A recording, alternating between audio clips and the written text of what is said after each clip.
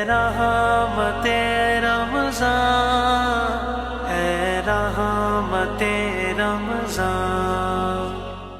नाज़रीन करام, रहमत रमज़ान इफ्तार नशरियात में एक मरतबा फिर हम हाजिर हो चुके हैं। वक्त हुआ है हमारे बहुत ही प्यारे सेगमेंट जिसका नाम है रहमत रमज़ान, वज़ाइफ के साथ, जिसका बहुत बेचैनी से लोगों को इंतज़ार होता है। अच्छा, यहाँ एक अनाउंसमेंट कर दूँ कि अल्हम्दुलिल्लाह IDS रूहानी इलाज के नाम से हमारा यूट्यूब पर एक मुस्तकिल चैनल है जिस पर ये तमाम एपिसोड्स अपलोड भी होती हैं और वज़ाइफ को इंडिविजुअली भी कैप्शन के साथ डाला जाता है।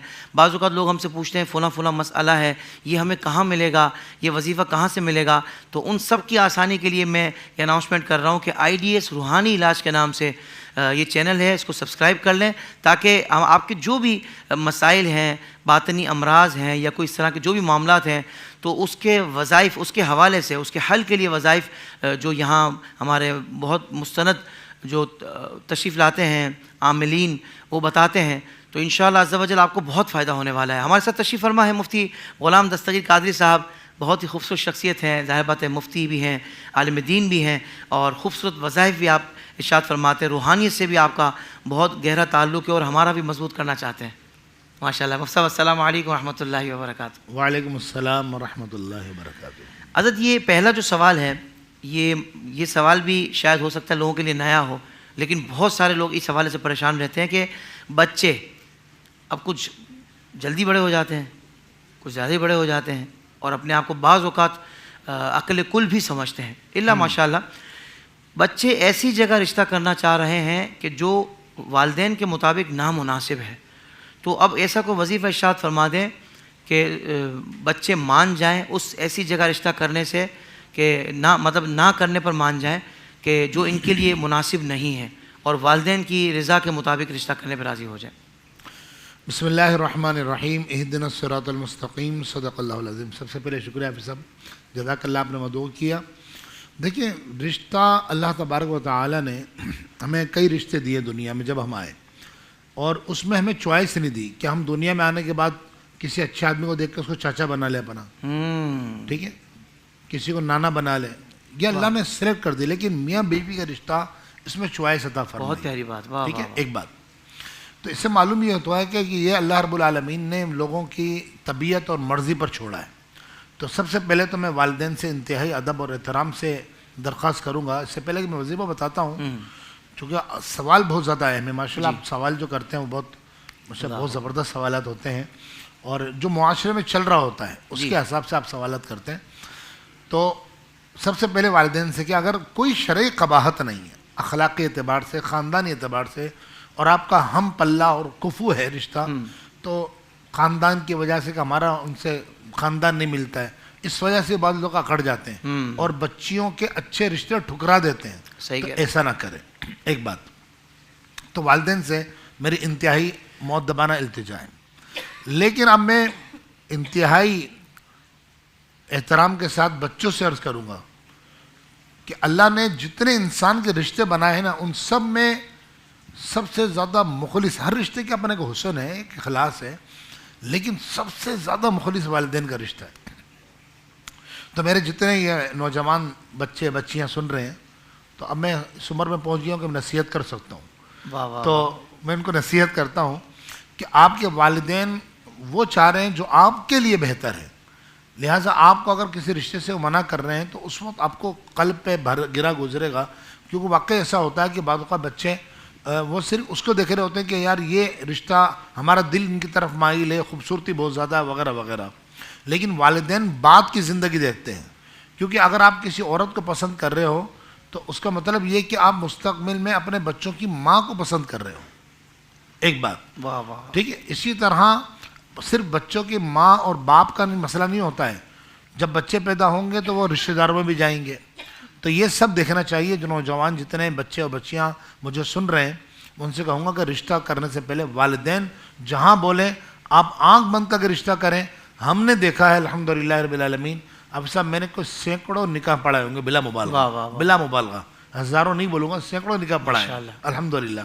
लेकिन मैंने नहीं देखा कि किसी ने माँ बाप की मर्ज़ी से शादी की हो और वो रुसवा हुआ हो। اللہ نے برکت رکھی اس کے اندر. واہ واہ واہ. ماذا ماں باپ کی مرضی کے خلاف نہیں جائے. وہ ٹھیک ہے آپ کی ضد کے آگے ہتھیار ڈال دیں گے لیکن بعد میں خمیازہ آپ کو بھگتنا پڑے گا. بالکل صحیح. لیکن اگر ایسا ہو جائے کہ ماں باپ کو پتہ ہے کہ یہ لوگ صحیح نہیں ہے خاندانی اعتبار سے, کیونکہ ماں باپ کی نگاہ آگے تک دکھتی ہے, اگر خاندانی اعتبار سے مناسب نہیں ہے تو اگر واقعی بچے غلط انتخاب کر بیٹھے ہیں تو اللہ تعالیٰ کا ایک نام ہے یا مانعو, یا مانعو, میم سے ہے نا, یا مانعو, یہ 161 مرتبہ پڑھنا ہے.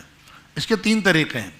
یا تو ہر نماز کے بعد 161 مرتبہ پڑھیں بچے کا تصور کر کے, ٹھیک ہے. دوسرا, اگر ہر نماز کے بعد پڑھنا آسان نہیں ہے, ممکن نہیں ہے, تو اس کو صبح و شام 161 مرتبہ پڑھ لیں. اگر یہ بھی ممکن نہیں ہے, اتنا ٹائم ہی نہیں ملتا ہے, تو پھر رات کو پڑھیں. لیکن رات کو پڑھنے میں ایک شرط ہے, پڑھنا 161 مرتبہ یہ رات کو, لیکن رات کو پڑھنے میں ایک شرط ہے کہ پڑھنے کے بعد بات چیت نہ کریں, سو جائیں. اللہ نے چاہا کچھ ہی دنوں میں یہ رشتے سے بچے کا دل ہٹ جائے گا اور انشاءاللہ یہ بچہ باز آ جائے گا انشاءاللہ. مفتی صاحب 2 لائنوں میں یہ بھی ارشاد فرما دیں, چونکہ آپ کے پاس اس طرح کے معاملات بہت سارے آتے بھی ہوں گے نا, جو آپ خدمات انجام دے رہے ہیں, تو آپ نے کتنے % دیکھا ہے کہ جو زبردستی کر کے بچے کہ بھائی والدین کو ایسا کر دیتے ہیں, بالکل آخر میں اتنی ضد کہ مجبور ہو کر والدین کو یہ کہ ہاں بھائی کر لو, یا وہ کر ہی لیتے ہیں اپنے طور پر, کورٹ میرج بھی ہو جاتی ہے. اس میں خوش آپ نے کتنے دیکھے ہیں کہ جوڑے جو بعد میں خوش ہوں اور والدین بھی کہیں کہ واقعی ہم شاید صحیح فیصلہ کرنے میں آپ کی مدد نہیں کر پا رہے تھے, آپ کا فیصلہ بہت درست ہے. ایسا کیسز کتنے دیکھے ہیں آپ نے؟ ایسا 2-4 کیسز آئے اس طرح کے. ایسا نہیں ہے کہ والدین نے بعد میں غلطی ایکسیپٹ کی, نہیں یار ہم خواہ مخواہ جذباتی اور وہ میں پہلے کر چکا ہوں والدین. جی کر چکے ہیں, ٹھیک ہے نا. لیکن اکثریت میں نے یہ دیکھا, الاکثر حکم الکل, عربی کا ایک قانون ہے, الاکثر حکم الکل.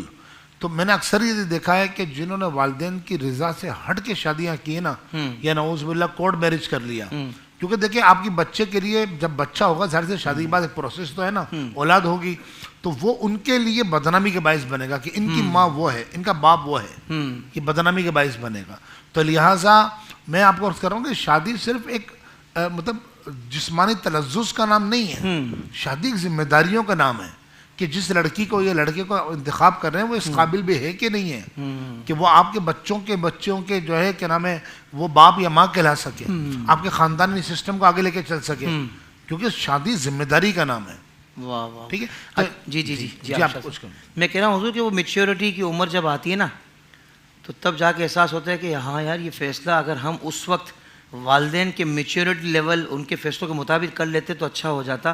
کیونکہ دیکھیں آپ کہ 35-40 سال کی عمر میں پہنچ کے گھر والے فیصلہ کرتے ہیں کہ باہر کا کھانا بند کر دو, صحت خراب سے خراب ہوتی جا رہی ہے. ایسا ہی تو باہر کے کھانوں کی پریزنٹیشن گھر کے کھانوں کے مقابلے میں بہت اوپر ہوتی ہے.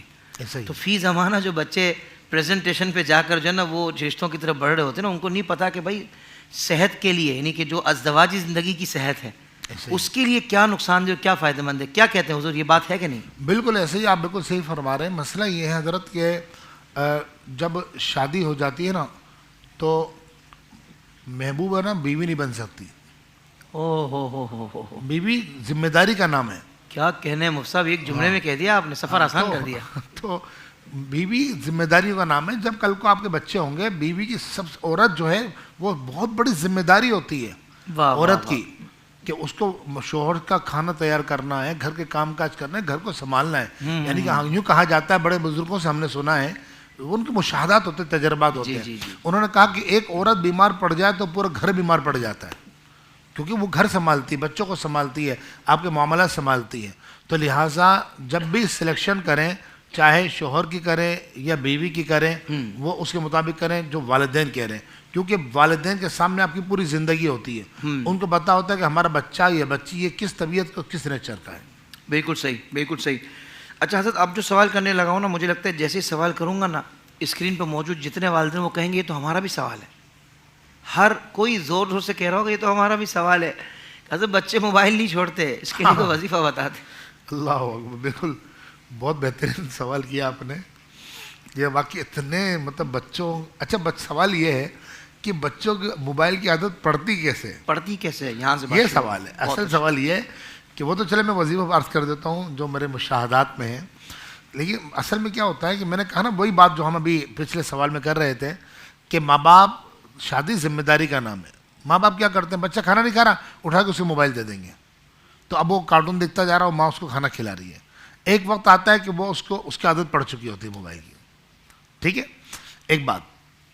دوسرا یہ کہ ماں باپ, ایک زمانہ تھا حافظ صاحب, آپ نے بھی وہ دور دیکھا ہوگا, اب تو خیر نظر نہیں آتا, لیکن میں کوشش کرتا ہوں کہ میں اپنے گھر میں یہ ماحول قائم کروں. کیوں ماں باپ بھی کھانوں کے دوران یا تو فون پہ لگے ہوتے ہیں, مرد حضرات خصوصاً, یا وہ اپنے موبائل چلا رہے ہوتے ہیں, کوئی ریلز وغیرہ دیکھ رہے ہوتے ہیں, جی جی, اور کھانا کھا رہے ہوتے ہیں. حالانکہ طریقہ کیا تھا بزرگوں کا کہ دسترخوان لگتا تھا اور گھر میں سب بیٹھ جاتے تھے, اور بڑے بزرگ جو نا عقیدوں کی باتیں بتاتے تھے, واقعات سنائے جاتے تھے, دن بھر کے معاملات ڈسکس ہوتے تھے. اب یہ ماحول تقریباً ختم ہو گیا ہے, تو یہ ماحول کو دوبارہ لائیے, واہ واہ واہ, تو موبائل کو خود بخود جان چھوڑ جائے گی. ٹھیک ہے, بچوں کو جب آپ بچوں کو ٹائم دیں گے نا تو پھر موبائل کی ضرورت نہیں پڑے گی. لیکن اب عادت پڑ گئی ہے, اب کرے کیا, کیونکہ ماں باپ جیسے آتے ہیں, امی کا موبائل تو زیادہ تر بچوں کے ہاتھ میں ہوتا ہے. یہ جتنے ہمارے ثنا خان حضرات بیٹھے ہیں یہ بھی مسکرا رہے ہیں, کیونکہ تقریباً بال بچے دار ہیں, شادی شدہ ہیں, تو وہ جو ہے کیا نام ہے, بچوں سب کو پتا ہے گھر میں کیا ہوتا ہے. لیکن یہ میں نے ذاتی طور پر اس وظیفے کا اثر دیکھا ہے. ذاتی طور پر کرنا کیا ہے کہ بچہ جب سو جائے, شرط یہ کہ اس دوران وظیفے کے دوران اٹھے نہیں. بہت چھوٹا سا وظیفہ ہے, سورہ قریش, لإیلاف قریش ایلافہم رحلۃ الشتاء والصیف, یہ سورہ مبارکہ بچے کے سرہانے بیٹھ کر یا کھڑے ہو کر 21 مرتبہ پڑھیں. والد بھی پڑھ سکتے ہیں, والدہ بھی پڑھ سکتی ہے, دادا دادی نانا نانی کوئی بھی پڑھ سکتا ہے.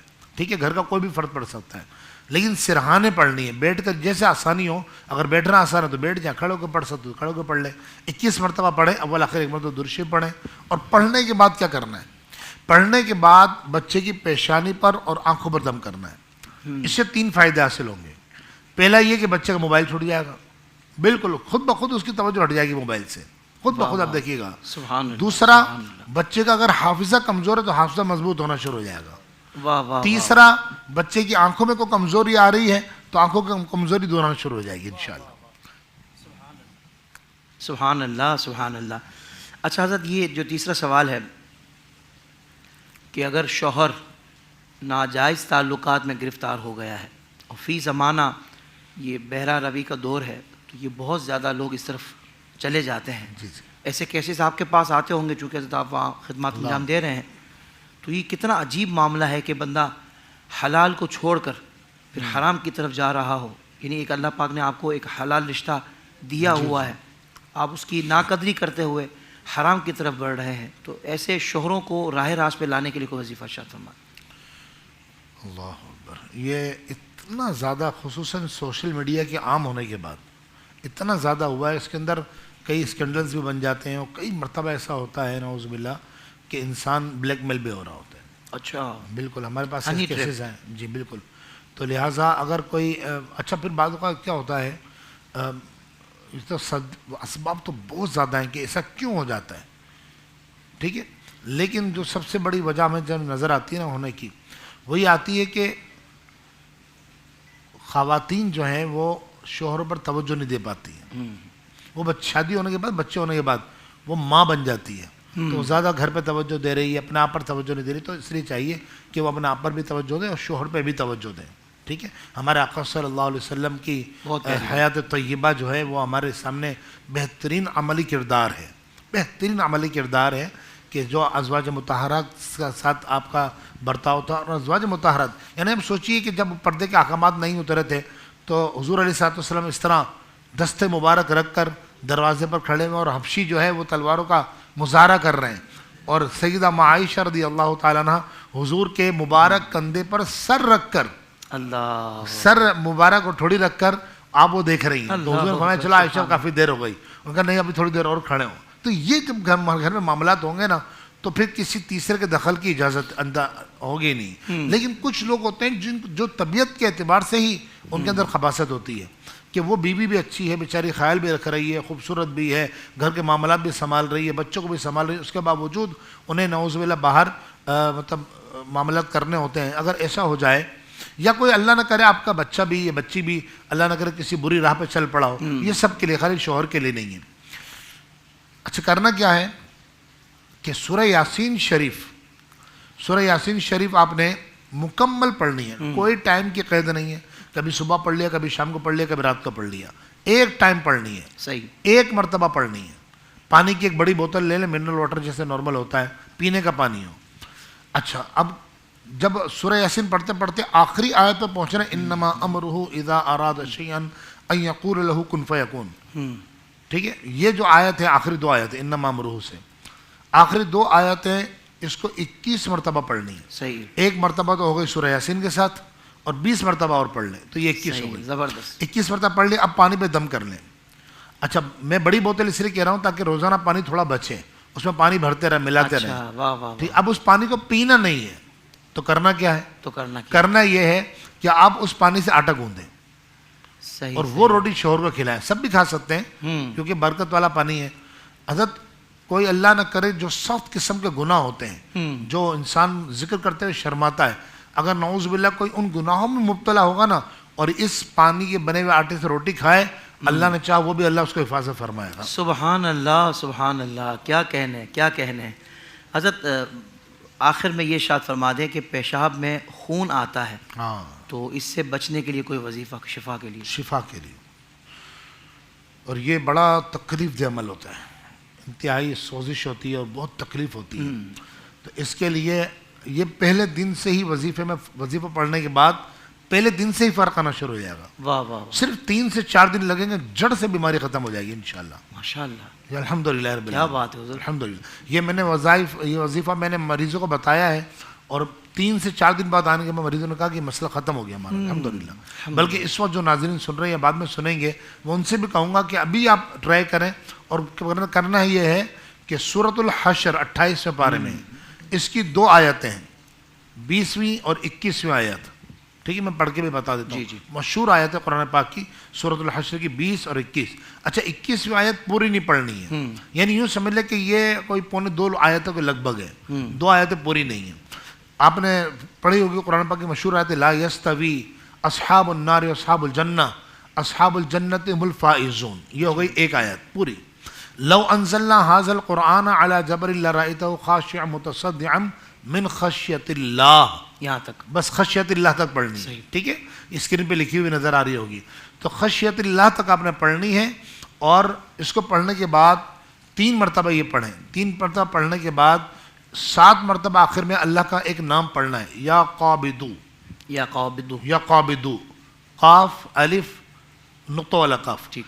یا قاف الف با اور ضاد. یا قابدو 7 مرتبہ پڑھیں. 3 مرتبہ یہ آیتیں، 7 مرتبہ یا قابدو. اور پانی کی بوتل پہ ہر نماز کے بعد پڑھ کے دم کرتے رہیں، اور سارا دن وہ پانی پئیں. کھانا کھاتے بھی وہی پانی پئیں. اس کو ٹھنڈا کر کے فریج میں رکھ کے پی سکتے ہیں، کوئی مسئلہ نہیں ہے. ٹھیک ہے، لیکن ہر نماز کے بعد یہ پڑھیں. 2 سے 3 منٹ کا وظیفہ، لمبا بھی نہیں ہے. انشاءاللہ پہلے دن ایک دم 70% فرق آئے گا، دوسرے دن 90% ہوگا، اور تیسرے دن جڑ سے بیماری ختم ہو جائے گی. سبحان اللہ، سبحان اللہ. کیا بات ہے، ماشاءاللہ. اللہ پاک کے کلام سے الحمدللہ علاج یہاں بتایا جا رہا ہے، اور آپ دیکھ رہے ہیں کس یقین کے ساتھ. اللہ کے کلام میں تو پھر یہ یقین ہونا چاہیے کہ اللہ پاک نے اپنے کلام میں شفا رکھی ہے.